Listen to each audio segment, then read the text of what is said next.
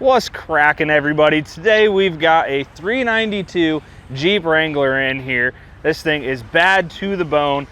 What are we doing on this? You'll see in just a minute, but we wanted to get some before and after on it.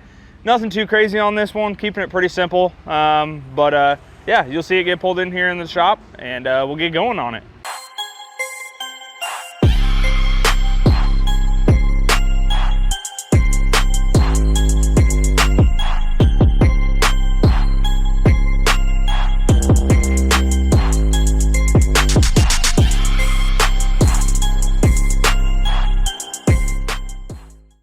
All right, so the 392 is all pulled out of the shop. As you can see, it's got a new set of wheels and tires on this thing.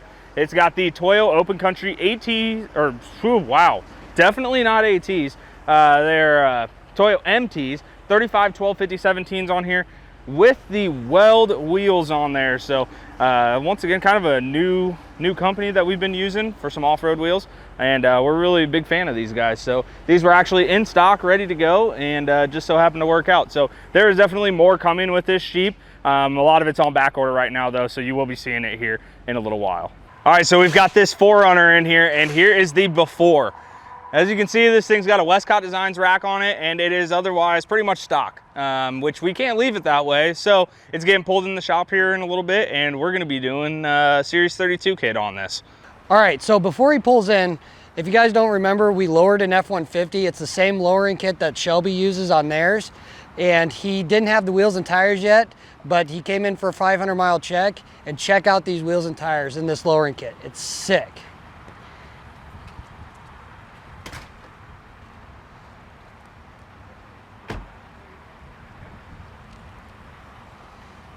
It's badass.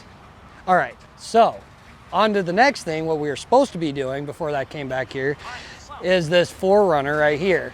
We're finally done with it, and what we did is a Ready Lift 3.2 kit, as you can see, but the wheels were kind of a surprise. They didn't really know what we were putting on there. We went with some Fuel Sieges, all black, and wrapped it up with some Goodyear Duratrax. And just wait, this isn't all we're doing to it. There's a lot more to come, so stay tuned. Well, as you can see here, the Comanche is finally back from our guy down at Wicked Bumpers on Humboldt.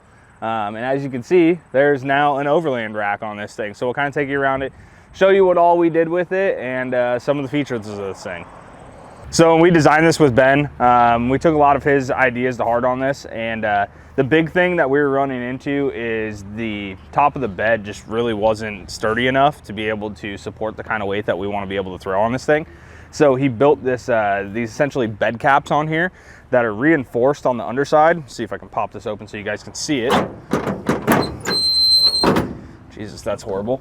But yeah, as you can see here, we've got this bar that runs along the bottom side, and then on here, this is how it attaches underneath the rail there, and it's reinforced on both sides. So it stiffens up that bed cap on there to be able to sustain the kind of weight that we're looking to put up there.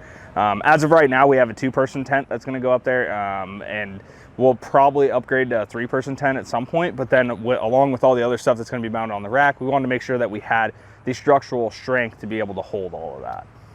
So, and then moving a little on the side here, so we kind of wanted to have this angular design on there. We saw it on another one, or another Comanche, and that's kind of the look that we were going for. And like I said, this thing is fully modular. So these uprights are actually all removable. So they bolt in onto the rail that he put on here, and then they clamp around the tubing on here. So it makes it super easy to take apart, makes it super easy to move. It's a kind of a 1-person job to put this rack on. There's a lot of little pieces on it, but it's still pretty decent for what we're looking to do with it. So as you can see, yeah, we got the upright here, and then another one right here, all that are clamped in around this bar, and then has the attachment down here. And then as for the cross rails, it's pretty much angle iron on here, pretty thick, along with the clamps to go around the bars. There's all removable, and then the only other thing that we had to add in there, this was not very sturdy side to side, so we added in the stiffeners that you see right here, and that allowed it to be able to, I mean, this thing moves the whole truck, the rack itself doesn't move at all.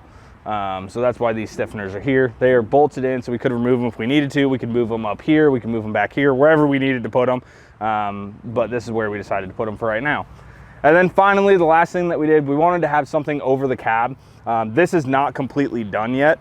but we're gonna actually change this out a little bit up top. Essentially, we're gonna add a plate up top so that we can have some sort of rack on top of the cab there. And then it's got the slots built in up here to be able to put lights up there, because as of right now, we're planning to put some sort of like probably KC lights up top, and I think 6 or 7, but there's a ton of different holes on there to be able to mount as many as we need. It just bolts in right here, so we can easily remove this piece if we wanted to, depending on what we're doing with it. But yeah, like I said, completely modular, pretty inexpensive for as much as we've got on there. And yeah, I mean, it's still raw. We got a few things that we want to change on it, or not change, but modify a little bit, add to it before we powder coat it or line exit, whatever we do. But for right now, this is where it's at. So the Comanche's back finally, and we're going to probably start doing some more with this. We just got the wheels and tires, as you saw in one of the other videos, and that's kind of where we're at right now. Honestly, we didn't expect to get it back this quick, so I don't quite know what we're gonna do just yet with it. We're kind of going into winter, so it's a good time to work on it, but it's also kind of a time where we're not really gonna use it that much. So we'll see what happens with it. I'm sure you guys will see it in future videos.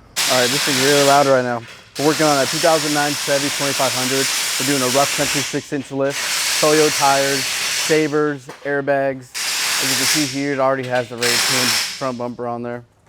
We'll see how this build goes. We have Don working on it, Nate, Eric, and always Mike on the wheels. Let's see how this one turns out at the end.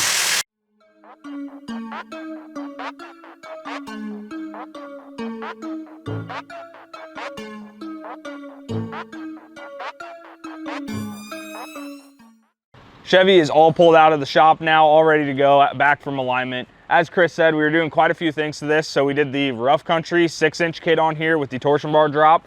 We did the Toyo Open Country AT3s in the 35, 12, 50, 20s. And then we did a set of fuel sabers in the black and milled finish. Pretty sweet looking wheel on there if you ask me. And then we replaced the rear bags on here and did a set of airlift bags on it. The previous set was pretty old on there, and to make it work with the lift kit and everything, we needed to replace the bags because all the fittings were shot and everything, and the bags were pretty cracked. So we replaced the bags in there, and this thing's, I mean, ready to go. The customer should love this thing, and it turned out pretty awesome. As you can see, we got something a little bit different today. Didn't show it in the shop, didn't get a chance to because we got started on it late last night. But we've got a Wilderness Edition Subaru Outback. So these things are fairly new to the market, and LP Adventures is one of the companies that we use for Subaru lift kits, and they just released their Wilderness Edition lift kit for them because they are slightly different. They sit taller than the standard Outbacks, so you have to use a specific kit on these guys. So what we did, like I said, the LP Adventure 2-inch kit on here, and then we added a set of BFG KO2s. And you want to talk about some fitment, knowing specifically what to use, look at how tight this thing is. I mean, there is no room for error with these, and I'll turn the wheel the other way so you can see here. No room for error. And then on the back side of the wheel well,